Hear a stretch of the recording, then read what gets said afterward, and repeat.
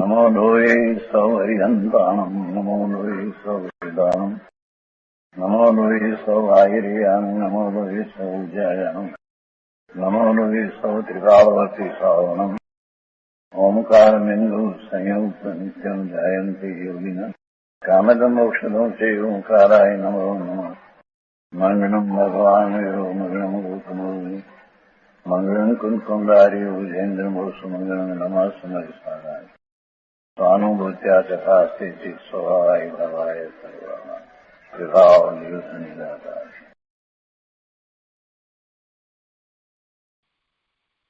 समयसार भगवान कुंकुंदाचार्य रचित समयसार तथा भगवान अमृतचंद्राचार्य रचित आत्मख्याति टीका कलश सहित एनो स्वाध्याय चाले छे।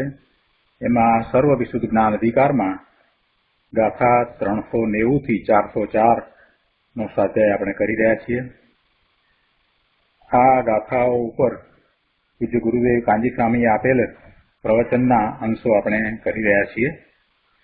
તો પ્રવચન રત્નાકર ભાગ 10મો પાના નંબર 192 ચોથા પેરેગ્રાફમાં હવે કહે છે કે જ્ઞાન જ ધર્મ અધર્મ અર્થાંત પુણ્ય પાપ છે। ટીકામાં આ વાત આવી। ગુરુદેવ કહે છે, જુઓ, પુણ્ય પાપ એની પર્યાયમાં થાય છે, એની એટલે જીવની પર્યાયમાં થાય છે, માટે એને આત્મા કહ્યો છે। પણ તે ઉત્પન્ન કઈ રીતે થાય છે? ઉત્પન્ન તો એ વિભ્રમને કારણે થાય છે। વિભ્રમ તેની ઉત્પત્તિનું મૂળ છે। તે ભલે જીવની પર્યાયમાં થાય, પણ એ જીવના ગુણને કારણે થાય છે એમ બિલકુલ નથી। શુભાશુભ ભાવ થાય છે એ જીવની પર્યાયમાં થાય છે, માટે અહીંયા આ ગાથામાં એને અપેક્ષાથી આત્મા કહ્યો, પણ એ કઈ જીવના ગુણને કારણે થતા નથી। એનું થવાનું કારણ તો વિભ્રમ છે, એની ઉત્પત્તિનું મૂળ વિભ્રમ છે। એ પર સત્તાવલંબી ભાવ છે અને એ ભાવ બંધનું કારણ છે, એટલે એ ભાવ બંધ રૂપ છે, એથી બંધ પડે છે। આ વાત થઈ એટલે કોઈએ પ્રશ્ન કર્યો કે તો પછી જ્ઞાન જ ધર્મ અધર્મ છે એમ કેમ કહ્યું? જો એ પર સત્તાવલંબી ભાવ છે અને એની ઉત્પત્તિનું કારણ વિભ્રમ છે અને એને કારણે બંધ જ પડે છે અને એ આત્માના કોઈ ગુણને કારણે નથી થતા, તો પછી એવા ધર્મ અધર્મ એટલે શુભ અશુભ ભાવ ને જ્ઞાન છે એમ કેમ કહ્યું? જ્ઞાન કહો કે આત્મા કહો, તો એને જ્ઞાન છે એમ કેમ કહ્યું? એ આત્મા છે એમ કેમ કહ્યું? ગુરુદેવ એની સ્પષ્ટતા કરતા કહે છે કે ભાઈ, અહીં તો સ્વના દ્રવ્ય ગુણ પર્યાય સ્વકીય છે, એટલે પરથી ભિન્ન છે। સ્વના દ્રવ્ય ગુણ પર્યાય સ્વકીય છે એટલે પરથી ભિન્ન છે, અને પર નથી એમ અહીંયા સમજાવવું છે, સિદ્ધ કરવું છે। સ્વના દ્રવ્ય ગુણ અને પર્યાય એ પર નથી એમ અહીંયા તો સમજાવવું છે। પરદ્રવ્યો અને પરદ્રવ્યના ભાવથી આ જુદા છે। તેથી જીવની પર્યાયમાં જે શુભાશુભ ભાવ થાય છે તેને અહીં આત્મા કહ્યો છે। પોતાની પર્યાય તે પોતે એવી શૈલીથી અહીં વાત કરવામાં આવી છે। તેથી સમ્યક દર્શન, સંયમ, અંગ પૂર્વ સૂત્રની નિર્મળ પર્યાય અને આ શુભ અશુભ ભાવ એટલે ધર્મ અધર્મની વિભાવ રૂપ મલિન પર્યાય, એ બધાને અહીંયા આત્મા કહ્યો છે। જ્ઞાન જ ધર્મ અધર્મ છે। પુણ્ય પાપના ભાવ તે અશુદ્ધ પર્યાયો જીવની છે। મોક્ષ માર્ગ પ્રકાશકમાં શુદ્ધ તથા અશુદ્ધ બંને પ્રકારની પર્યાયોના સમૂહને આત્મા એમ કહ્યું છે. આગળ 193 પાના ઉપર કહે છે કે જો અશુદ્ધતા છે એ પર્યાયમાં છે, એ અંદર દ્રવ્યમાં ઘૂસી ગઈ નથી, અશુદ્ધતા અંદર ગળી ગઈ નથી. ત્યાં તો અશુદ્ધતા પરિણામિક ભાવે થઈ ગઈ છે. ક્ષયોક્ષમ ભાવની પર્યાય પણ એક સમયની બીજે સમયે વ્યય થાય ત્યાં અંદર પારિણામિક ભાવે થઈ જાય.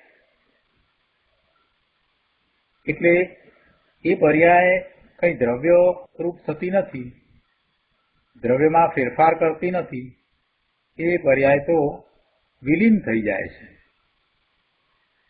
એટલે એ અશુદ્ધ પર્યાય છે એ વિલીન થાય અને એની અશુદ્ધતા આત્માને વિશે રહી જાય એવું તો કાંઈ બનતું નથી. અનંતકાળમાં આ જીવે અનંત અશુદ્ધ પર્યાયો કરી છે, પણ એમાંની કોઈ પણ પર્યાયની અશુદ્ધતા ત્રિકાળી દ્રવ્યમાં વ્યાપી નથી, ત્રિકાળી દ્રવ્યની અંદર ઘૂસી ગઈ નથી, ત્રિકાળી શુદ્ધ દ્રવ્યના સ્વરૂપને એને મલિન કર્યું નથી. અશુદ્ધતા એ પારિણામિક ભાવે થઈ જાય છે. ગુરુદેવ શું કહે છે કે ત્યાં અંદર એ પારિણામિક ભાવે થઈ જાય છે, એ વ્યય થઈ જાય છે. એટલે આ બધી પર્યાયો છે એ નાશવંત છે, એ એક સમયની છે. ક્ષયોક્ષમ ભાવની પર્યાય પણ એક સમયની બીજે સમયે વ્યય થાય અને ત્યાં અંદર પારિણામિક ભાવે થઈ જાય છે. હવે અશુદ્ધ પર્યાયને આપણે આને ગણીએ જ નહીં. આ અશુદ્ધ પર્યાયો આટલી છે એને આપણે ગણીએ જ નહીં, એને સર્વદા કાઢી નાખીએ કે એ પર્યાયો છે જ નહીં અથવા હતી જ નહીં, તો પછી આત્મા ત્રિકાળી વસ્તુ છે તે સિદ્ધ જ નહીં થાય. જો આ વાક્યને સમજવા જેવું છે. આ જીવ અનંતકાળથી છે. અનંતકાળથી અત્યાર સુધીમાં સમ્યક દર્શન નથી થયું ત્યાં સુધીમાં એને જે પર્યાય કરી, એની જે પર્યાય થઈ એ બધી અશુદ્ધ પર્યાય થઈ, મલિન પર્યાય થઈ. એને શુદ્ધ પર્યાય તો હજી થઈ જ નથી. સમ્યક દર્શન થયા પછી પણ ક્યારેક જ શુદ્ધ પર્યાય નિર્મળ પરિણામ થાય છે. ચોથા ગુણસ્થાને તો એવું છે, પણ હજી સમ્યક દર્શન જ નથી થયું, ચોથા ગુણસ્થાનની દશા જ નથી આવી, છતાંય આ જીવ જેની આદિ નથી એટલે અનાદિથી છે, તો એ અનંતકાળથી જીવ છે. અને અનાદિથી જીવ છે તો જીવની પર્યાય પણ અનાદિથી કેટલી પર્યાયો થવી જોઈએ, એટલે અનંત પર્યાયો હોવી જોઈએ. તો ભાઈ અનંત પર્યાય જે થઈ એ બધી અશુદ્ધ પર્યાય થઈ, શુભાશુભ ભાવરૂપ એની પર્યાય થઈ, એ બધી અવસ્થાઓ થઈ જે શુદ્ધ દશા નથી. જે ગતિ થઈ એ પણ એની પંચમ ગતિ એટલે સિદ્ધ ગતિ, સહજ ગતિ નથી. પણ એ બધું જે થયું તો ખરું ને. આ આત્મા અનાદિથી છે અને અનંતકાળથી એ સંસાર અવસ્થામાં રહ્યો છે, તો એની કેટલી પર્યાયો થઈ? અનંત પર્યાય થઈ, અને એ બધી જ અશુદ્ધ. તો ભાઈ એ અશુદ્ધ પર્યાયને જો આપણે ગણીએ નહીં, એ અશુદ્ધ પર્યાયને આપણે એમ માની લઈએ કે થઈ જ નથી, આત્માની નથી એટલે માટે છે જ નહીં, જો એમ કહી દઈએ તો પછી આત્મા જ સિદ્ધ નથી થતો. કેમ કે આત્મા પર્યાય વિનાનો તો હોય નહીં. પર્યાય વિનાનો આત્મા અનંતકાળથી રહ્યો છે. પર્યાય વિનાનો આત્મા હતો એમ તો હોય નહીં. એની કોઈ એક પર્યાય તો હોય ને. સંસાર અવસ્થાનો નાશ થયા પછીથી સિદ્ધ અવસ્થા પ્રાપ્ત થાય છે, તો એ સિદ્ધની પર્યાય છે. તો આત્માની સિદ્ધની પર્યાય નથી થઈ ત્યાં સુધી જે પર્યાય થઈ એ પર્યાય હતી કે નહીં, એનું અસ્તિત્વ હતું ને. દરેક સમયે સમયે કોઈને કોઈ પર્યાય અશુદ્ધ પર્યાય હતી ને. એટલે હવે એ અશુદ્ધ પર્યાયને સર્વથા કાઢી નાખો તો પછી આત્મા ત્રિકાળી વસ્તુ છે તે સિદ્ધ જ નહીં થાય. એ ભૂતકાળમાં હતો, અત્યારે વર્તમાનમાં છે, આ બધું સિદ્ધ જ નહીં થાય. જ્યાં સુધી એની નિર્મળ પર્યાય ન થાય ત્યાં સુધી એની પર્યાય હતી એનો સ્વીકાર કરવો જ પડે. અને નિર્મળ પરિણામ નથી થયા, શુદ્ધ પર્યાય નથી થઈ, તો એ બધી જ પર્યાય અશુદ્ધ હતી. એટલે અશુદ્ધ પર્યાય એ પણ આત્માનું રૂપ છે, પણ એ એના ગુણને કારણે નથી. એવું રૂપ, એ આત્માનું એવું રૂપ એ એના ગુણને કારણે નથી. એ અનંતકાળ સુધી પછી ટકીને એક સરખું રહે એવું પણ નથી. એ બદલાતું છે, એ દરેક સમયે બદલાતું છે. એ સંસાર અવસ્થા છે, દુઃખની અવસ્થા છે. પણ પછી જે દશા થાય, જે પંચમ ગતિ થાય, સિદ્ધની અવસ્થા થાય, એ દશા, એ ગતિ, એ પર્યાય શાશ્વત પર્યાય છે. પછી એવી ને એવી નિર્મળ પર્યાય થયા કરે છે. એ સુખની અવસ્થા છે. પછી અનંત કાળ સુધી એમાં બીજો કાંઈ ફેરફાર થતો નથી. એ નિર્મળ પરિણામ થાય છે અને આત્મા પોતે સુખ, શાંતિ, આનંદમાં હંમેશને માટે રહે છે. એટલે એક તરફ આ અશુદ્ધ પર્યાય છે, અને પછી જ્યારે એ સમ્યક જ્ઞાન પ્રગટ કરીને, પછી કેવળ જ્ઞાન પ્રગટ કરીને, પછી સિદ્ધ થઈને જે પર્યાય કરે છે એ શુદ્ધ પર્યાય છે. એટલે અશુદ્ધ પર્યાય તથા શુદ્ધ પર્યાય એ બંને મળીને એ આત્મા છે, એમ પંડિતજીએ મોક્ષ માર્ગ પ્રકાશકમાં સમજાવ્યું છે.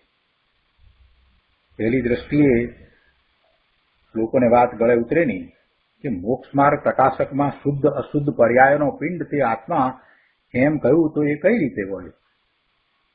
એક તરફ તો આપણે એમ કહીએ કે આત્મા દ્રવ્ય ત્રિકાળ શુદ્ધ છે, અને પછી સાથે તમે આ અશુદ્ધ પર્યાયને પણ ભેળવી દો છો.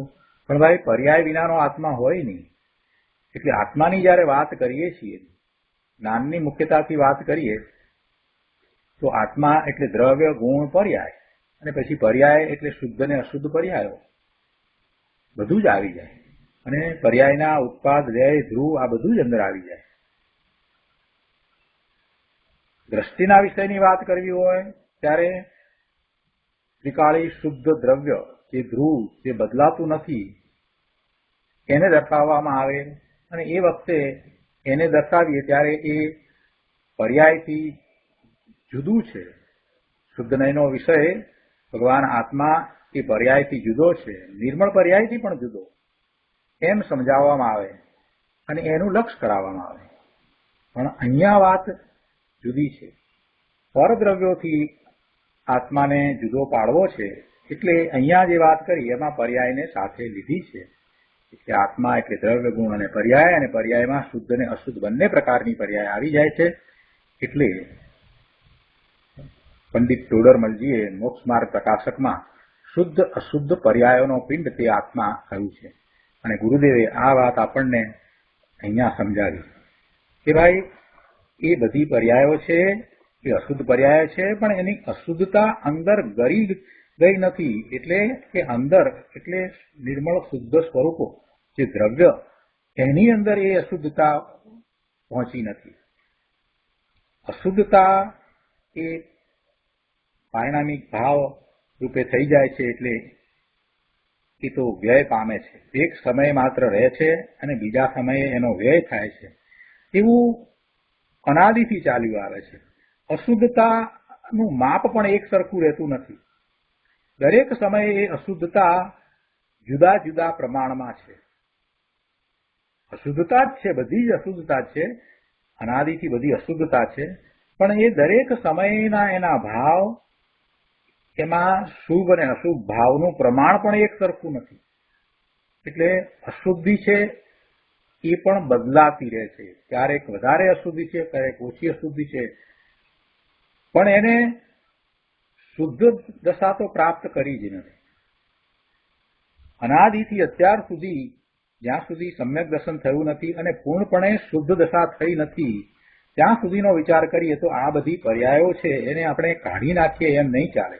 જો એને કાઢી નાખવામાં આવે તો આ અનંતકાળથી જ્યાં સુધી કેવળ જ્ઞાન થાય નહીં અને સિદ્ધની પર્યાય થાય નહીં, તે બધો સમય આત્મા પર્યાય વિનાનો થઈ જાય, અને એમ તો હોય નહીં, આત્મા પર્યાય વિનાનો તો હોય નહીં. એટલે ગુરુદેવે અહીંયા એક વાક્યમાં સમજાવ્યું કે ભાઈ હવે અશુદ્ધ પર્યાયને સર્વથા કાઢી નાખો તો પછી આત્મા ત્રિકાળી વસ્તુ છે તે સિદ્ધ જ નહીં થાય. બહુ સરસ વાક્ય છે, ઊંડાણ ઘણું ભરેલું છે, અને એના દ્વારા તો આપણને ખ્યાલ આવે છે કે અનંતકાળથી મારી આવી અશુદ્ધ પર્યાયો થઈ, આટલી બધી અશુદ્ધિ અનંતકાળથી ચાલી આવે છે. હું દ્રવ્યથી શુદ્ધ છું છતાં પણ આટલી અનંતકાળથી અશુદ્ધ પર્યાયો થઈ રહી છે, તો મારે કાંઈક પાછા વળીને જોવાની જરૂર છે, સમજવાની જરૂર છે કે આવું શા માટે. મારું શુદ્ધ સ્વરૂપ છે, સિદ્ધ ભગવાનનું પણ શુદ્ધ સ્વરૂપ છે, દ્રવ્ય અપેક્ષાએ એમનું સ્વરૂપ અને મારું સ્વરૂપ શુદ્ધ છે, તે છતાંય એમને શુદ્ધ પર્યાયો થયા કરે છે, અને મને આ અશુદ્ધ પર્યાયો અનાદિથી થઈ રહી છે. આવું શા માટે એમ કરીને જીવ વિચારતો થઈ જાય. જો એ અશુદ્ધ પર્યાયોનો સ્વીકાર કરે છે તો એમાંથી પણ એને વિચારણા જાગે છે. કૃપાળુદેવે કહ્યું છે ને કે ભાઈ તું કર વિચાર તો પામ, એ અમસ્તું નથી કહ્યું, તું વિચાર તો કર કે આ આટલી અનંતકાળથી અશુદ્ધ પર્યાયો થઈ અને સિદ્ધ ભગવાનને શુદ્ધ પર્યાયો જ થાય છે, અને દ્રવ્ય અપેક્ષાએ તો એમનું દ્રવ્ય અને તારું દ્રવ્ય એમાં કાંઈ ફેર નથી. તો પછી આમ કેમ? જો આમ વિચાર કરવા જાય તો પણ જીવ તરત પાછો વળી જાય. વર્તમાન પર્યાયની અંદર અને ભૂતકાળની પર્યાયની અંદર જે મલિનતા હતી એનો વિચાર કરી અને જીવ પાછો વળે છે. સિદ્ધ ભગવાને કેવી રીતે એ પૂર્ણ શુદ્ધ સ્વરૂપને પ્રાપ્ત કર્યું, એમની કેવી રીતે નિર્મળ પર્યાયો થાય છે, એનું મૂળ કારણ શું, એમણે કેવો પુરુષાર્થ કર્યો, એ બધા તરફ હવે એ દોરવાય છે, એ તરફ એનું લક્ષ્ય જાય છે, એમાં હવે એને રુચિ થાય છે. એટલે એક વાક્યમાં તો ઘણી વાત કરી દીધી કે ભાઈ તું અનાદિથી છો, અને અનાદિથી આવી અશુદ્ધ પર્યાયો થઈ રહી છે, એ આત્માની જ છે, જીવની જ છે. આગળ કહે છે કે સાધકને પણ અસંખ્ય સમય સુધી 7-8 ભવ કરે ત્યાં સુધી પર્યાયમાં અશુદ્ધતા રહે છે. સાધકને, સાધક કોને કહેવાય? જેને સમ્યક દર્શન થયું છે અને જે પોતાના સ્વરૂપમાં વારંવાર જાય છે એને સાધક કહ્યો છે. સાધકને પણ અસંખ્ય સમય સુધી, અને એ અસંખ્ય સમયને સમજાવતા કહે છે કે 7-8 ભવ કરે ત્યાં સુધી. જો ને મહાવીર સ્વામી ભગવાનના ભવનો વિચાર કરીએ તો 10મા ભવમાં, સિંહના ભવમાં કેવળ જ્ઞાન થવાનું છે એ વાત નક્કી થઈ ગઈ. એટલે કે સિંહના ભવમાં એમને સમ્યક દર્શન થયું, અને સમ્યક દર્શન થયું છે એટલે પછી એ કેવળ જ્ઞાન તો પ્રગટ કરવાના જ છે. તો 10મા ભવમાં જયારે સમ્યક દર્શન થયું ત્યાર પછીથી બીજા કેટલા બધા ભવ થયા. દેવ મનુષ્ય, દેવ મનુષ્ય, દેવ મનુષ્ય, એમ ભવ થયા. એટલે એટલા ભવ સુધી સમ્યક દર્શન થયા પછીથી એમની જે દશા હોય છે એ દશા સાધક દશા હોય છે. તો એમને પણ એટલા ભવ થયા. એટલે ગુરુદેવ આ વાત કરે છે કે ભાઈ 7-8 ભવ કરે. કૃપાળુદેવે પણ કહ્યું છે કે સમ્યક દર્શન થયા પછીથી વધુમાં વધુ 15 ભવે મોક્ષે જાય. એટલે એને 8 અને 7 ભવ એમ થાય. 15મે ભવે મોક્ષે જાય તો 15મો ભવ મનુષ્યનો હોય તો 8 ભવ વધારેમાં વધારે મનુષ્યના થઈ શકે તો એ મનુષ્યના હોય, અને વચ્ચે દેવના ભવ 7 થઈ જાય. આવું બને.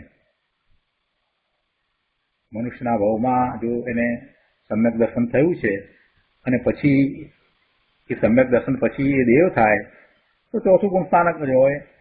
પુરુષાર્થ પછી આગળ ત્યાં થઈ શકતો નથી, અને પછી પાછો મનુષ્ય થાય એટલે પાછો પુરુષાર્થ ઉપાડે છે, મુનિ થાય, 6ઠ્ઠા-7મા ગુણસ્થાનની દશા પણ આવે, પણ ન થાય કેવળ જ્ઞાન, શ્રેણી ન ચડે એટલે ફરી પાછો એ દેવ થાય, અને દેવ થાય એટલે પાછું ચોથું ગુણસ્થાન આવી જાય, ત્યાં ચારિત્રનો પુરુષાર્થ ઉપડતો નથી, એટલે ફરી પાછો એ આયુષ્ય ભોગવી અને મનુષ્ય થાય. મનુષ્ય થાય એટલે જન્મથી જે સમ્યક દ્રષ્ટિ મનુષ્ય ફરી પાછો પુરુષાર્થ તો ઉપાડવાનો જ છે, પાછો મુનિ થાય, 7મા ગુણસ્થાન સુધી પહોંચે અને શ્રેણી ન ચડે, તો ફરી પાછો આયુષ પૂરું થતા એ દેવ થાય. આમ એને એ રીતે 7-8 ભવ પણ થઈ જાય. તો એ દરમિયાનમાં જેટલો સમય માટે પોતાના સ્વરૂપને વિશે રહે છે એટલા સમય પૂરતી જ એને શુદ્ધ પર્યાય થાય છે. બાકીના બધા સમયમાં તો એને શુભ કે અશુભ ભાવ જ થાય છે. એટલે એ બધી પર્યાય છે એ પણ અસંખ્ય પર્યાય છે. એટલે અસંખ્યાત સમય સુધી એને પણ એવા અશુદ્ધ પરિણામ થાય છે, શુભ અથવા અશુભ પરિણામ થાય છે. એ વાત અહીંયા તો સમજાવી છે કે સાધકને પણ અસંખ્ય સમય સુધી 7-8 ભવ કરે ત્યાં સુધી પર્યાયમાં અશુદ્ધતા રહે છે. અને આ અશુદ્ધતાને અહીં આત્મા કહ્યો છે. હવે બેસે છે ને કે અશુદ્ધતાને કેમ આત્મા કહ્યો છે? કેમ કે એ પર્યાય છે, એ પર્યાયનો તમે સ્વીકાર ન કરો ને કાઢી નાખો તો એ વખતે આત્મા પર્યાય વિનાનો હતો? પ્રશ્ન થાય. એમ તો હોય નહીં, એટલે તમારે એ સ્વીકારવું જ પડે. અહીંયા દ્રષ્ટિનો વિષય ત્રિકાળી શુદ્ધ ભગવાન આત્મા કેવો છે એ વાત નથી ચાલતી. એની અહીંયા વાત આપણે નથી કરી રહ્યા. આ ગાથામાં આપણે પરદ્રવ્ય અને પરદ્રવ્યના ભાવથી આત્મા એટલે જ્ઞાન જુદું છે એ વાત કરી રહ્યા છીએ. ત્યારે જે પર્યાય જીવની થઈ છે એ પર્યાય રૂપે ઉપજતો થતો એ જીવ જ છે. અને એમાં એને શુદ્ધ અને અશુદ્ધ 2 પ્રકારની પર્યાયો થઈ છે. એ પર્યાયો રૂપે ઉપજતો થતો એ જીવ જ છે. એ વાત અહીંયા સિદ્ધ કરવી છે. આગળ કહે છે બીજા પેરેગ્રાફમાં કે અનાદિ શાંત એટલે જેની આદિ નથી, અનાદિથી, અને જેનો અંત છે એટલે અંત એટલે શાંત. અનાદિ શાંત અશુદ્ધ પર્યાય. જ્યારથી જીવ છે ત્યારથી તેને અશુદ્ધ પર્યાય છે અને એ અશુદ્ધ પર્યાયનો પછી અંત આવે છે. અને એક વખત અશુદ્ધ પર્યાયનો અંત આવી જાય છે પછી અશુદ્ધ પરિણામ થતા જ નથી. એટલે કે હવે એને કેવળ જ્ઞાન થયું પછી એને અશુદ્ધ પર્યાયનો અંત આવી જાય છે પછી એને એવા પરિણામ થતા જ નથી. એટલે અનાદિ અંત અશુદ્ધ પર્યાય અને આદિ અનંત શુદ્ધ પર્યાય. સાદી અનંત શુદ્ધ પર્યાય. આદિ જેની આદિ છે પણ એનો અંત નથી, અનંત છે. આદિ કઈ રીતે? કે અશુદ્ધ પર્યાયનો અંત આવે ત્યારથી શુદ્ધ પર્યાયની આદિ છે. એટલે જેની આદિ છે, જેની શરૂઆત છે અને જેનો અંત નથી, અનંત કાળ સુધી એવી શુદ્ધ પર્યાય થયા જ કરે છે. એવી સાદી અનંત શુદ્ધ પર્યાય. બંનેની વાત લીધી, અશુદ્ધ અને શુદ્ધ પર્યાય. અશુદ્ધ પર્યાય છે તે અનાદિ અંત છે અને શુદ્ધ પર્યાય છે તે આદિ અનંત છે. એમ તે બધી શુદ્ધ અશુદ્ધ પર્યાયોનો સમૂહ તે આત્મા છે. આ તો સામાન્યપણે આત્માનું સ્વરૂપ જ આવું છે. તેમાં અશુદ્ધતા સર્વથા કાઢી નાખો તો શુદ્ધ અશુદ્ધ પર્યાયોનો સમૂહ તે ગુણ અને ગુણોનો સમૂહ તે આત્મા એ કશું સિદ્ધ નહીં થાય. અહીંયા ગુણ કહેતા પર્યાય એ કશું સિદ્ધ જ નહીં થાય. આ તો ન્યાયથી સમજાય એવું છે ભાઈ. રુચિ જોઈએ, તત્વને સમજવાની રુચિ હોય તો બધું સમજાય. શા માટે ન સમજાય? આખું જૈન દર્શન તર્ક દ્વારા સમજી શકાય એવું છે. અને જે તર્ક દ્વારા સમજે છે એ પછી આગળ પ્રયોગ કરે છે તો એ અધ્યાત્મને પ્રગટ કરી શકે છે. પોતાનું નિશ્ચય શુદ્ધ સ્વરૂપ છે એને એ પ્રાપ્ત કરી શકે છે. પર્યાયમાં એને પ્રગટ કરી શકે છે. રુચિ જોઈએ. જ્યાં રસ હોય ત્યાં રુચિ જાગે જ છે. એમાં તમને રસ પડવો જોઈએ તો એને સમજવાની રુચિ થાય. જીવ અનાદિથી શુભાશુભ ભાવ કરતો આવ્યો છે. તે શુભાશુભ ભાવ અનાદિ અંત છે.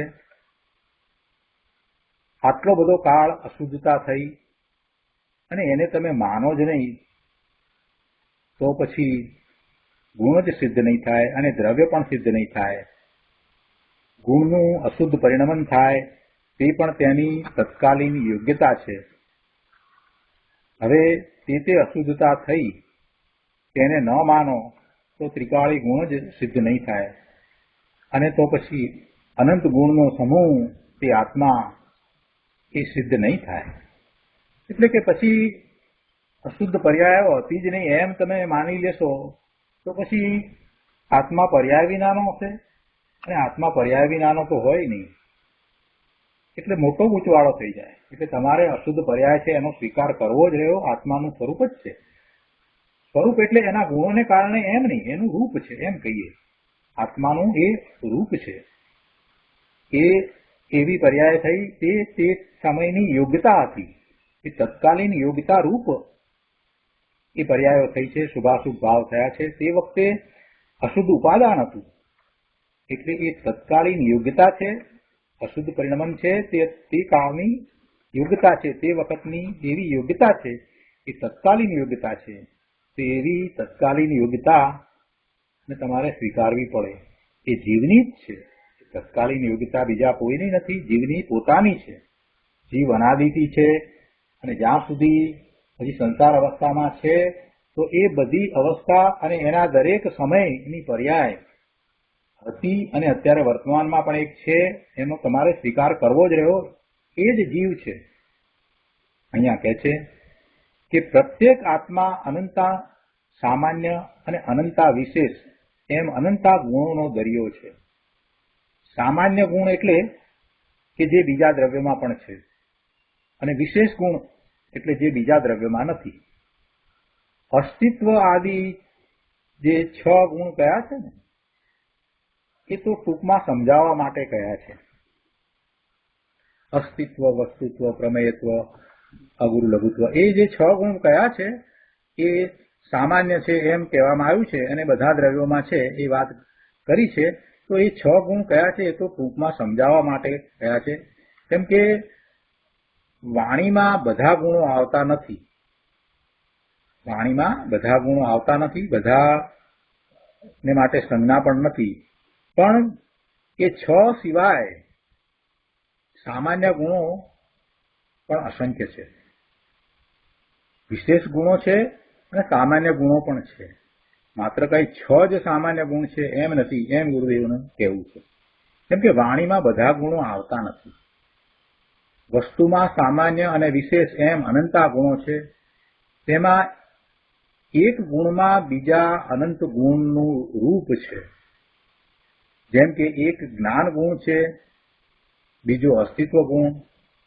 તો જ્ઞાન ગુણમાં એ જ્ઞાન ગુણ છે એમ અસ્તિત્વ ગુણનું રૂપ છે. જ્ઞાન ગુણમાં અસ્તિત્વ ગુણ છે એમ નહીં, જ્ઞાન ગુણની અંદર અસ્તિત્વ ગુણ નથી એમ નહીં. બંને ગુણ જુદા, બંને ગુણ તો જુદા છે, પણ જ્ઞાન ગુણમાં અસ્તિત્વ ગુણનું રૂપ છે. એટલે જ્ઞાન ગુણમાં તે છે એમ અસ્તિત્વ ગુણનું રૂપ છે. તથા જ્ઞાન ગુણનું છે પણ એટલે એની હયાતી એ કાંઈ અસ્તિત્વ ગુણના કારણે છે એમ નહીં, પણ જ્ઞાન ગુણ છે એમ અસ્તિત્વ ગુણનું એમાં રૂપ છે. આ જરાક થોડી સૂક્ષ્મ વાત છે, સમજવા જેવી વાત છે. ગુરુદેવ કહે છે કે જ્ઞાન ગુણનું છે પણ એ કાંઈ અસ્તિત્વ ગુણના કારણે છે એમ નહીં. કેમ કે એમ માનીએ તો શું થાય કે એક ગુણ છે તે બીજા ગુણને કારણે છે, એ બીજા ગુણ પર અવલંબિત છે, એના પર આધારિત છે એમ થઈ જાય. એટલે કે એક ગુણ વિના બીજો ગુણ હોય નહીં. જો અસ્તિત્વ ગુણ હોય નહીં તો પછી બીજા કોઈ પણ ગુણ હોઈ શકે નહીં એમ થઈ જાય. એટલે એમ પણ નથી. એટલે એ વાત લીધી છે કે જ્ઞાન ગુણની હયાતી એ કાંઈ અસ્તિત્વ ગુણના કારણે છે એમ નહીં. જ્ઞાન ગુણની હયાતી છે, પણ એ છે પણ જે છે એમાં જે છે એ અસ્તિત્વ ગુણનું રૂપ છે. અને છે પણ એટલે કે હયાતી જે છે એ કાંઈ અસ્તિત્વ ગુણના કારણે છે એમ નહીં, એમ ગુરુદેવનું સમજાવવું છે. જ્ઞાન ગુણ છે એમ અસ્તિત્વ ગુણનું એમાં રૂપ છે. અને આ પ્રમાણે એક ગુણમાં બીજો ગુણ નથી પણ બીજા ગુણનું રૂપ છે. એમ એક ગુણમાં બીજા અનંત ગુણનું રૂપ હોય છે. એક ગુણમાં બીજો ગુણ છે એમ ન સમજવું, તથા એક ગુણને કારણે બીજો ગુણ છે એમ પણ ન સમજવું. એ તો તત્વાર્થ સૂત્રમાં સિદ્ધાંત કયો છે કે દ્રવ્ય આશ્રયા નિર્ગુણા ગુણા, દ્રવ્યના આશ્રયે ગુણો છે, એક ગુણમાં બીજો ગુણ નથી. દ્રવ્યના આશ્રયે ગુણો છે એમ કહ્યું એટલે દ્રવ્ય કાંઈ જુદી વસ્તુ નથી, ગુણોનો સમૂહ તે જ દ્રવ્ય છે. અને ગુણોને સમજાવવા માટે આપણે જુદા પાડીએ છીએ, પણ વસ્તુ તો અખંડ છે, વસ્તુમાં ખંડ નથી. આ રીતે જ્ઞાન ગુણ સહિત અનંતા ગુણ અનાદિ અનંત જીવ દ્રવ્યને આશ્રિત છે. જ્ઞાન ગુણ સહિત અનંતા ગુણ એ અનાદિથી, જ્યારથી જીવ છે ત્યારથી જ અને અનંત કાળ સુધી જીવ દ્રવ્યને આશ્રિત છે. જ્ઞાનમાં બીજા કોઈ ગુણો નથી, એક ગુણમાં બીજા કોઈ ગુણો નથી, કોઈ પણ ગુણમાં બીજો કોઈ ગુણ નથી. જો જ્ઞાન ગુણમાં બીજા ગુણ રહે તો તે જ્ઞાન ગુણોના સમુદાય રૂપ ગુણી દ્રવ્ય થઈ જાય. કોઈ પણ ગુણ છે એની અંદર બીજા ગુણો જો રહેતા હોય તો એ ગુણ ગુણી થઈ જાય. જ્ઞાન ગુણની અંદર બીજા ગુણો રહેતા હોય તો જ્ઞાન છે એ ગુણી થઈ જાય, ગુણોનો ધરનારો ગુણી થઈ જાય. એટલે એમ તો છે નહીં. અથવા તો બીજા ગુણોનો અભાવ થતા દ્રવ્યનો જ અભાવ થઈ જાય, પણ એમ પણ નથી. જ્ઞાનનું અસ્તિત્વ રૂપ એ જ્ઞાનનો પોતાનો સ્વભાવ છે. જ્ઞાન હોવું એ એનો પોતાનો એવો સ્વભાવ છે. એમ પ્રત્યેક ગુણ માટે સમજવું. એટલે અહીંયા ગુરુદેવે એ સમજાવ્યું કે અસ્તિત્વ ગુણ જ્ઞાન ગુણમાં રહ્યો છે માટે જ્ઞાન ગુણનું અસ્તિત્વ છે એમ પણ ન માનવું, અને અસ્તિત્વ ગુણના કારણે જ્ઞાન ગુણ છે એમ પણ ન માનવું, પણ અસ્તિત્વ ગુણનું રૂપ જ્ઞાન ગુણમાં છે એ જ્ઞાન ગુણનો પોતાનો સ્વભાવ છે એમ પ્રત્યેક ગુણ માટે સમજવું. આ તો સર્વજ્ઞના પેટની વાત છે, આખું ધીરે ધીરે સમજવી. અહીંયા 194માં પાના ઉપર કહે છે કે અહીં કહે છે આત્માના સંસારીના કોઈ ગુણ શ્રદ્ધા, જ્ઞાન, ચારિત્ર, વીર્ય, સુખ આદિ અનાદિથી અશુદ્ધ પરિણમી રહ્યા છે. અશુદ્ધતા તે સમયની એની યોગ્યતા છે. આ અશુદ્ધતા અનાદિથી છે અને એનો અંત પણ છે, એટલે અનાદિ શાંત છે. હવે આ કાળની જીવમાં થયેલ જે અશુદ્ધતા તે માનો જ નહીં. એટલે કે આ જે સંસારીની અશુદ્ધતા, સંસારી અવસ્થામાં એ બધો કાળ ગયો, એ કાળમાં જીવમાં થયેલ જે અશુદ્ધતા થયેલ એટલા માટે કે એ પર્યાયો ઉત્પન્ન થઈ અને વિલીન થઈ ગઈ. એટલે એ અશુદ્ધતાને તમે માનો જ નહીં તો કહે છે કે અનાદિ અનંત ગુણની જ સિદ્ધિ નહીં થાય, અને તો દ્રવ્ય નામ આત્મા પણ સિદ્ધ નહીં થાય. માટે અહીં કહે છે જ્ઞાન જ ધર્મ અધર્મ છે. શુભ અને અશુભ ભાવ જે પર્યાયમાં છે એ આત્મા જ છે. ખૂબ ગંભીર વાત છે ભાઈ, શાંતિથી સમજવા જેવી વાત છે. શુદ્ધ અને અશુદ્ધ પર્યાય એ જીવની જ છે, એ રૂપે જ્ઞાન જ છે, આત્મા જ છે. પણ એ શુભાશુભ ભાવની ઉત્પત્તિનું કારણ છે શું, એનો હજી આપણે વિચાર નથી કર્યો. એ વાત હવે પછીથી આવશે. એ વાત પણ આ ગાથાઓમાં સાથે લેવામાં આવી છે. શુભાશુભ ભાવ એ પણ આત્મા છે એટલી જ વાત નથી લીધી, પણ એની ઉત્પત્તિનું કારણ શું એને પણ લેવામાં આવ્યું છે, અને એને છોડીને પોતે શુદ્ધ ભાવે થવું એ વાત પણ આગળ આવશે. એ પછીના પેરેગ્રાફમાં ગુરુદેવ કહે છે કે કેવળ જ્ઞાનની પર્યાય દ્રવ્યને અડતી નથી. નિર્મળ પરિણામ છે, પર્યાય છે, શુદ્ધ પર્યાય છે. અવ્યક્તના બોલમાં આ આવે છે. વળી પ્રવચન સારમાં આલિંગનના છેલ્લા બોલમાં આવે છે કે દ્રવ્ય છે તે ગુણ વિશેષને આલિંગન કરતું નથી. દ્રવ્ય છે તે ગુણ વિશેષને આલિંગન કરતું નથી. ગુણ વિશેષ એટલે પર્યાય. અભેદ વસ્તુ છે તે ભેદને આલિંગન કરતી નથી. અભેદ આત્મા અભેદ છે એ આ ભેદરૂપ પર્યાય છે એને આલિંગન કરતી નથી. દ્રવ્ય છે તે પર્યાય વિશેષને આલિંગન કરતું નથી. આ બધું ત્યાં પણ આવે છે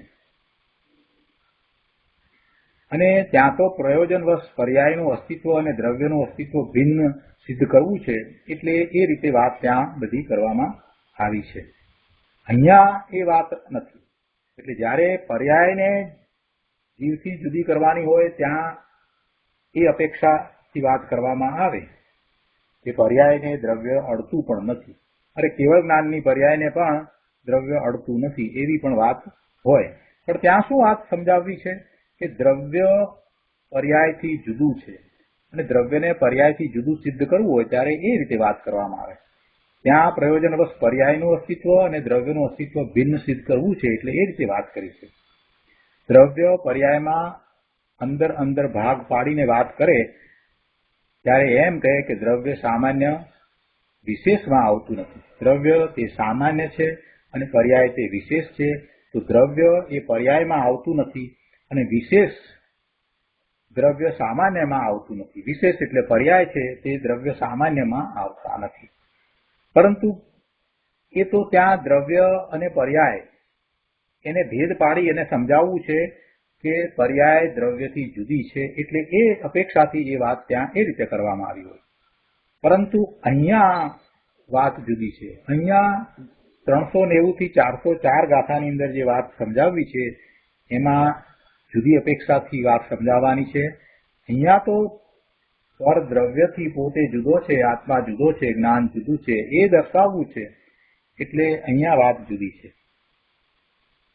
પરની અપેક્ષાથી વાત કરે ત્યારે દ્રવ્ય અને પર્યાયનું એક જ અસ્તિત્વ છે એમ કહે. દ્રવ્ય અને પર્યાય બંને આત્મા છે, જ્ઞાન છે એમ કહે. એટલે પરની અપેક્ષાથી પર દ્રવ્ય પર એનાથી જુદું છે ત્યારે એમ કહેવામાં આવે કે એ દ્રવ્ય અને પર્યાયનું એક જ અસ્તિત્વ છે. એટલે આવી અનેકાંત સ્વરૂપ વાત જૈન દર્શનમાં આવે છે અને એ જ વિતરાગનો માર્ગ છે. વિતરાગ પરમેશ્વરે પ્રકાશેલો એવો એ માર્ગ છે. એને ખૂબ ગંભીરતાપૂર્વક સમજવો જોઈએ. જે અપેક્ષાથી જે વાત જ્યાં કરવામાં આવી હોય ત્યાં તે અપેક્ષાથી તે વાતને સમજવી જોઈએ. કૃપાળુદેવે પણ એમ જ કહ્યું છે, જ્યાં જ્યાં જે યોગ્ય છે ત્યાં સમજવું તે, ત્યાં ત્યાં તે આચરે આત્માર્થી જન એ. હવે આગળ કહે છે, સમયસારની 73મી ગાથામાં કહ્યું કે વિકારનો સ્વામી પૂતગળ છે. હવે વિકારનો સ્વામી પૂતગળ છે એમ કહ્યું તો ત્યાં શું અપેક્ષા છે કે વિકારને જીવનો સ્વભાવ નથી એમ સમજાવવું છે એટલે ત્યાં એ અપેક્ષાથી વાત કરી. જો અહીંયા જુદા જુદા શાસ્ત્રમાં જુદી જુદી અપેક્ષાથી કરેલી વાતને ગુરુદેવે લીધી છે અને એ બધી વાતને આપણે લેવાના છીએ એટલા માટે કે આપણને પણ બધું સ્પષ્ટ સમજાઈ જાય. મૂળ ગાથાને તો આપણે સમજ્યા, એના અર્થને પણ સમજ્યા, ભાવાર્થ સમજ્યા. ગુરુદેવે બધી સ્પષ્ટતા એમાં તો કરી દીધી છે. પણ આ જુદા જુદા શાસ્ત્રોની જુદી જુદી વાતને આપણે ગુરુદેવ પાસેથી બરાબર સમજવાની જરૂર છે અને એ જ કારણે અહીંયા ગુરુદેવે એ બધી વાતને લીધી છે કે આ બધું જ્યાં સુધી તમે એક સાથે સ્પષ્ટ નહીં સમજો ત્યાં સુધી ગૂંચવાડા મટશે નહીં. એટલે આપણે આ બીજી બધી વાતને સમજીએ છીએ. જુઓ, સમયસારની 73મી ગાથામાં જે વાત કરી છે એને ગુરુદેવ સમજાવતા કહે છે કે ત્યાં એમ કહ્યું કે વિકારનો સ્વામી પૂતગળ છે. વળી ત્યાં 75-76 ગાથામાં કહ્યું કે અંતરંગમાં જે રાગ દ્વેષના ભાવ થાય છે તે પૂતગળ છે. કર્મ નો કર્મ જે બહિરંગ છે તે તો પૂતગળ છે જ, પણ અંદરમાં નિમિત્તના અવલંબને જે દયા દાન આદિના ભાવ થાય તે પૂતગળ છે. ત્યાં એમ કહ્યું કે જે ભાવ થયા, રાગ દ્વેષના ભાવ થયા, શુભાશુભ ભાવ થયા, નિમિત્ત ના અવલંબને એટલે કે નિમિત્તનું લક્ષ કરીને જે શુભ ભાવ દયાદાનના થયા અથવા તો અશુભ ભાવ થયા હિંસા ચોરી જુઠ્ઠુના, તો એ બધા ભાવ જે છે એ થયા છે જીવને, અને એને કારણે જીવને એવો બંધ પણ પડે છે, છતાંય એ ભાવને ત્યાં એમ કહી દીધું કે એ પૂતગલના છે, એ પૂતગલના છે, એવી વાત કરી દીધી. એનું કારણ શું? એ દ્વારા ત્યાં એ સમજાવવું છે કે રાગ દ્વેષના ભાવ એ ચૈતન્યનો સ્વભાવ નથી, એટલે કે ચૈતન્ય સ્વભાવમાં એવા શુભાશુભ ભાવનો અભાવ છે. ચૈતન્યનો સ્વભાવ શુભાશુભ ભાવ રૂપે થાય એવો નથી. ચૈતન્ય ભગવાન આત્મા ત્રિકાળ એક સરખો છે, એવો ને એવો જ રહે છે, અનંત ગુણનો પિંડ છે, એનું નિર્મળ પરિણમન છે, અને એ માત્ર જાણે છે, બીજું કાંઈ કરતો નથી, એટલે એ કાંઈ વિભાવ ભાવે થતો નથી. એટલે આવા શુભાશુભ ભાવ એ રાગાદી ભાવ છે, એ રાગાદી ભાવ ચૈતન્ય સ્વભાવમાં નથી. એટલે રાગાદી ભાવમાં ચૈતન્ય સ્વભાવનો અભાવ છે, ચૈતન્ય સ્વભાવ છે એમાં રાગાદી ભાવ નથી, અને એ રાગાદી ભાવમાં એ ચૈતન્યપણાનો અભાવ છે એમ કહી દીધું. એટલે એમને જળ કયા. રાગાદી ભાવમાં ચૈતન્ય સ્વભાવનો અભાવ છે, કેમ કે ચૈતન્ય સ્વભાવ તો માત્ર પોતાના સ્વરૂપને જાણવા વાળો છે, એ સિવાય બીજું કાંઈ કરવા વાળો નથી. તો એવા ચૈતન્ય સ્વભાવનો અભાવ એ બધા રાગ દ્વેષમાં દેખાય છે. રાગ દ્વેષમાં ક્યાંય ચૈતન્ય સ્વભાવ પ્રતિબિંબિત થતો નથી, પ્રતિભાસતો નથી. રાગાદી ભાવમાં ચૈતન્ય સ્વભાવનો અભાવ છે, એટલે એવા રાગાદી ભાવને જળ કયા. અને એ જળનો સ્વામી જળ હોય, ચેતન હોય નહીં, માટે એને પૂતગળના કહી દીધા. એટલે આખી અપેક્ષા જુદી છે. ભગવાન આત્માના શુદ્ધ સ્વરૂપનું વર્ણન જ્યારે ચાલતું હોય ત્યારે આ રીતે વાત કરવામાં આવે. પ્રવચનસારની વાત અહીંયા લીધી છે. કહે છે કે જ્યારે પ્રવચનસાર નય અધિકારમાં એમ વાત છે કે શુદ્ધ અને અશુદ્ધ પરિણામનો અધિષ્ઠાતા આત્મા છે. નય અધિકારમાં એમ કહ્યું કે શુદ્ધ અને અશુદ્ધ પરિણામનો અધિષ્ઠાતા આત્મા છે. શુદ્ધ પરિણામનો અધિષ્ઠાતા પણ આત્મા, અશુદ્ધ પરિણામનો અધિષ્ઠાતા પણ આત્મા. એટલે ત્યાં એ રીતે વાત કરી. આપણને એમ લાગે આ તો વિરોધાભાસ, પણ ભાઈ ત્યાં અપેક્ષા શું છે? ત્યાં એમ સમજાવવું છે કે જીવ પોતે ભૂલ કરી અને શુભાશુભ ભાવે થાય છે.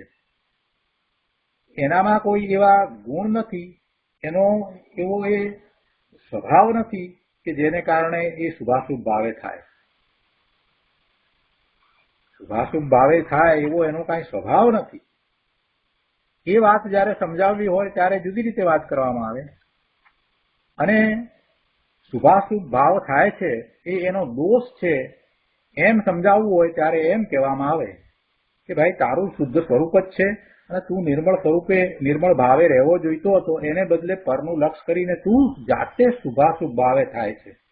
કોઈ તને શુભાશુભ ભાવે કરતું નથી. એટલે એ બધા શુભાશુભ ભાવ, રાગ દ્વેષના ભાવ, એ અશુદ્ધ પરિણામો, એનો અધિષ્ઠાતા તું જ છો.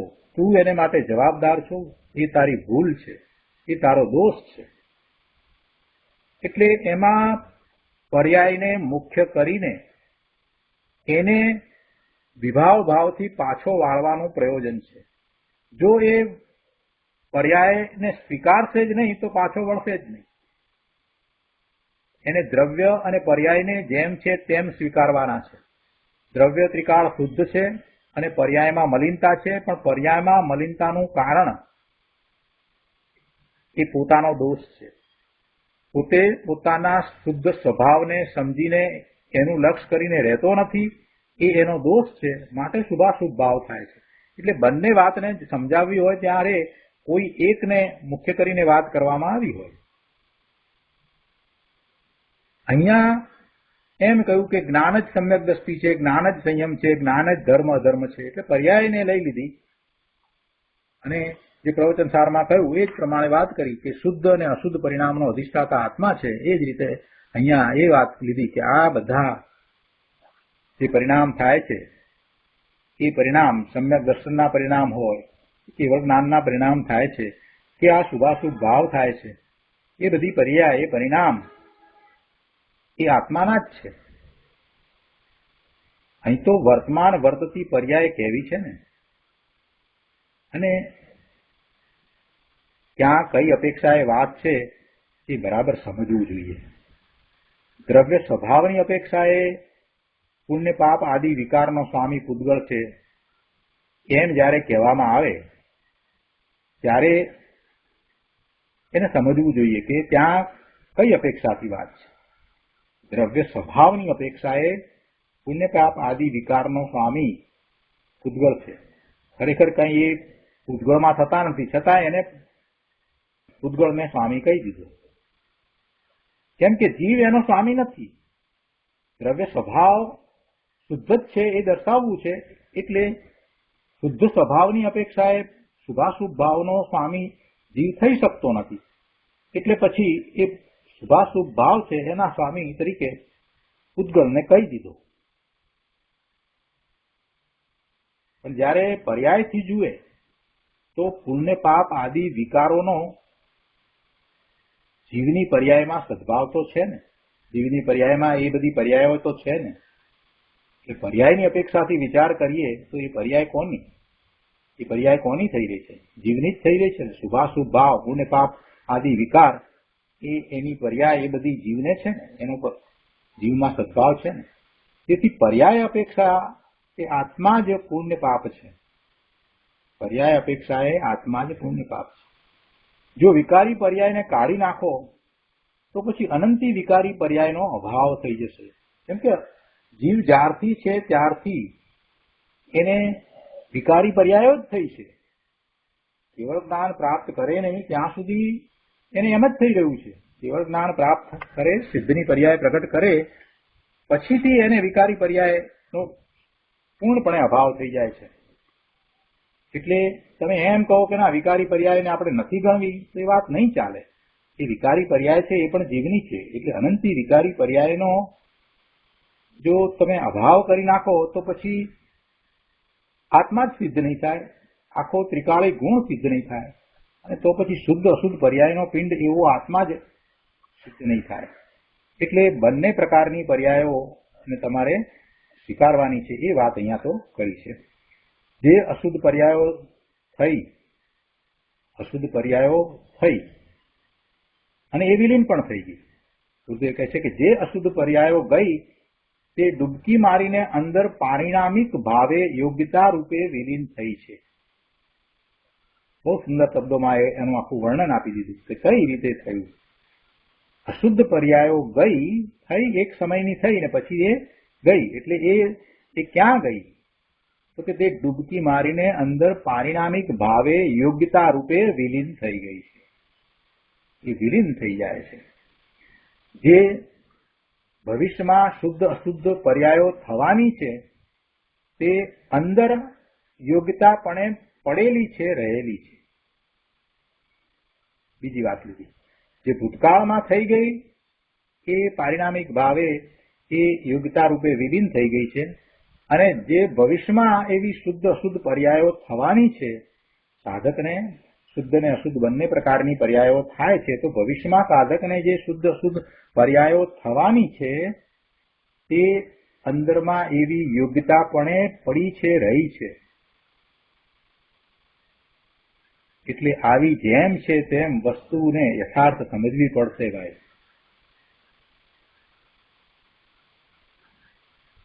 અહીંયા પાના નંબર 195 ઉપરથી કહે છે કે ભગવાન આ તારી લીલા તો જો ભાઈ. કોઈ લોકો ઈશ્વરની લીલા કહે છે તે નહીં, એની વાત અહીંયા નથી કરવી, પણ પ્રભુ આ તો તારી લીલા, આ તો તારી લીલા પ્રભુ. અનાદિ વિકારમાં રહ્યો તે તું, અને નિર્વિકારમાં આવ્યો તે તું. અદ્ભુત ચમત્કારી વસ્તુ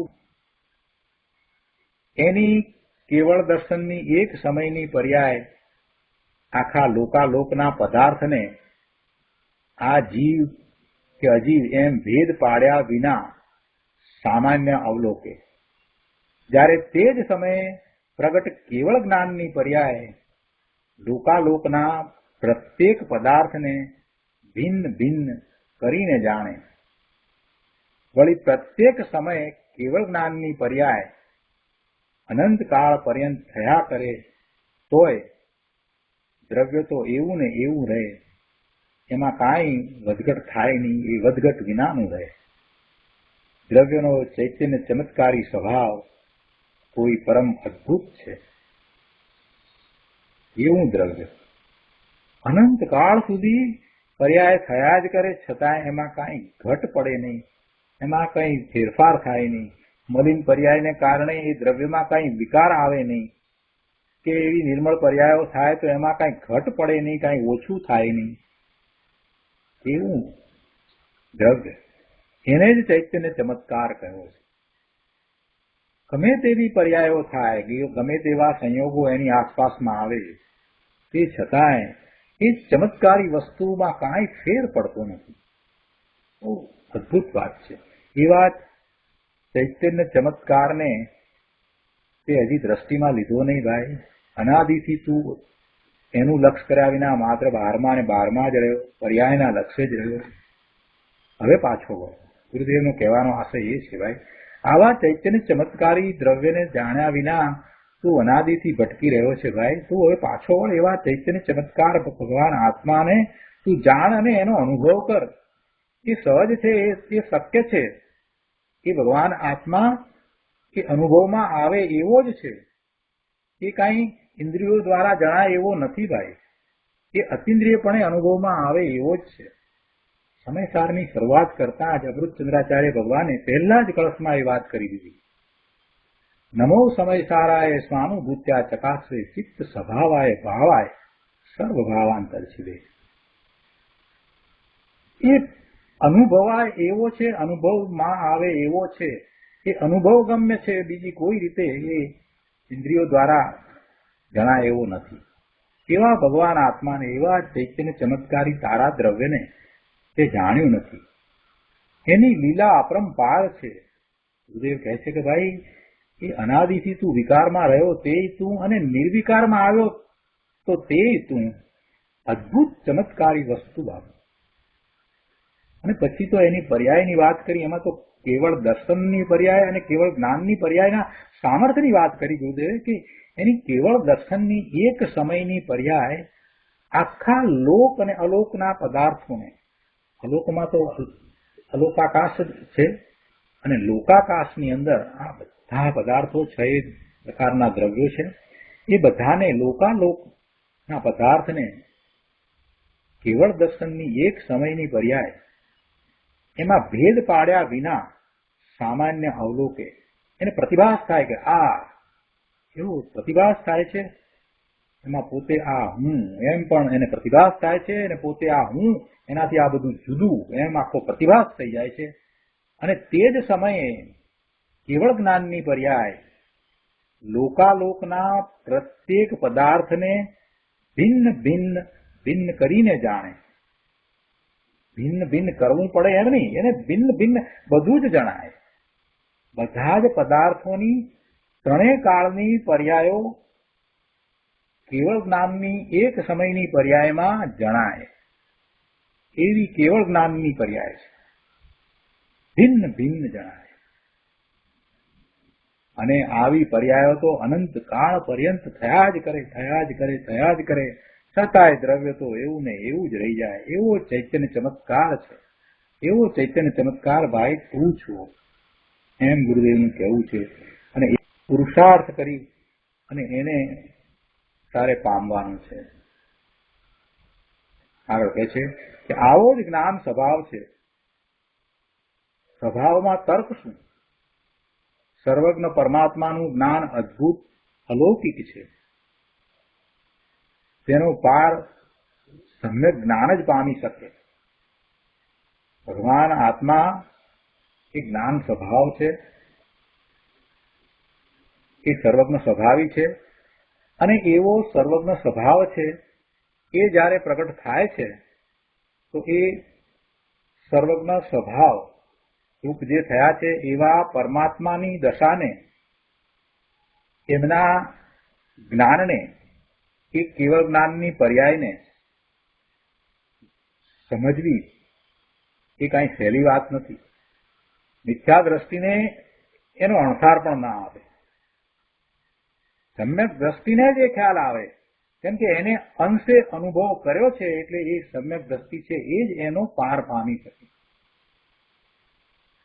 શું કહે છે કે સર્વજ્ઞ પરમાત્માનું જ્ઞાન અદ્ભુત અલૌકિક છે, તેનો પાર સમ્યક જ્ઞાન જ પામી શકે. કેવળ જ્ઞાનની પર્યાયમાં અનંતા અવિભાગ પ્રતિછેદ છે. અનંતા કેવળીને તે એક સમયમાં જાણે છે. શ્રુત જ્ઞાનની પર્યાય પણ કેવળી જ છે. પ્રત્યક્ષ પરોક્ષનો ફેર છે. સમ્યક દર્શન થયું છે એ શ્રુત જ્ઞાન દ્વારા આ જાણે છે, અને કેવળ જ્ઞાન છે તે પ્રત્યક્ષ આત્મપ્રદેશો દ્વારા એમ જ્ઞાન કરે છે. શ્રુત જ્ઞાની એ અંશે જાણે છે, પણ એ અંશ ઉપરથી એને આખી વસ્તુનો ખ્યાલ આવે છે એટલે એને પરોક્ષ કહ્યું છે. વેદનની અપેક્ષા એ પરોક્ષ નથી, અહીંયા જ્ઞાનની અપેક્ષાએ વાત ચાલે છે. જ્ઞાનની તારતમ્યતાની અપેક્ષાએ સમ્યક દર્શન સંકિત છે, અને એ જ્ઞાન છે એમાં સમ્યક દર્શન, સમ્યક જ્ઞાન, સમ્યક ચારિત્ર, તો એમાં સમ્યક જ્ઞાન છે એ પરોક્ષ છે. પરોક્ષ એટલા માટે છે, આપણે અગાઉ પણ એ વાત સમજાવી હતી એ રીતે, કે એને અંશે અનુભવ થયો છે અને આખું અંશે અનુભવ ઉપરથી એ જાણે છે. જેમ કે બીજ જોતા આખો ચંદ્ર આવો હશે એ આપણને એમાં ખ્યાલ આવી જાય છે. આખો ચંદ્ર, પૂર્ણિમાનો ચંદ્ર જોયો નથી, પણ બીજ જોઈએ તો પણ આખો આકાર આપણને એમાં ખ્યાલમાં આવી જાય છે. એટલે પરોક્ષપણું કઈ રીતે છે તો કે પૂર્ણ જોયું નથી તો પૂર્ણતાના જ્ઞાન માટે એ પરોક્ષપણું થયું. પ્રત્યક્ષ કેટલું જોયું? અંશ, એનો અંશ જ જોયો. બીજ જેટલો ભાગ તો આપણે સ્પષ્ટ પ્રત્યક્ષ જોયો, પણ બાકીના ભાગનું અનુમાન થયું. અનુમાન કઈ રીતે થયું છે કે એ ભાગ જોયો છે અને અનુમાન થયું છે, એટલે એને પરોક્ષ કહેવાય. એ રીતે સમ્યક દ્રષ્ટિને જે જ્ઞાન થયું છે, અંશે જે આત્માના જ્ઞાનનો અનુભવ થયો છે, એ દ્વારા પૂર્ણ જ્ઞાન કેવું હોય એ એને સમજાઈ જાય છે, એટલે એને પરોક્ષ કહ્યું. જો અહીંયા જ્ઞાનની વાત ચાલે છે, એટલે કેવળ જ્ઞાનની અપેક્ષા એ સમ્યક દર્શન પરોક્ષ છે. પણ એમ નથી કે એમાં અનુભવ નથી, એમાં વેદન નથી આવ્યું, એમ નથી. વેદનની અપેક્ષા એ જોઈએ તો એ વેદન સમ્યક દ્રષ્ટિનું છે. જેવું વેદન છે એવું જ વેદન એ ગમે તે પર્યાયમાં સમ્યક દર્શન થયું હોય તો હોય છે. એટલે તિર્યંતનું સમ્યક દર્શન વેદનની અપેક્ષા જોઈએ તો એને પણ આનંદનો અનુભવ છે. મનુષ્યને સમ્યક દર્શન થયું છે તો એને પણ આનંદનો અનુભવ છે. અને મુનિને સાતમા ગુણસ્થાનની દશામાં છે એને પણ એવો જ આનંદનો અનુભવ છે, અને કેવળ જ્ઞાનીને પણ એવો જ આનંદનો અનુભવ છે. સમ્યક દર્શનની અપેક્ષાએ તો એ બધાને સરખું કહ્યું છે, પણ જ્ઞાનની અપેક્ષાએ, જ્ઞાનની તારતમ્યતાએ એમાં ભેદ છે. તો આજનો સ્વાધ્યાય અહીંયા સુધી રાખીએ છીએ. હવે સુખધામ બોલીએ. સુખધામ અનંત સુસંત ચરી દિન રાત રહે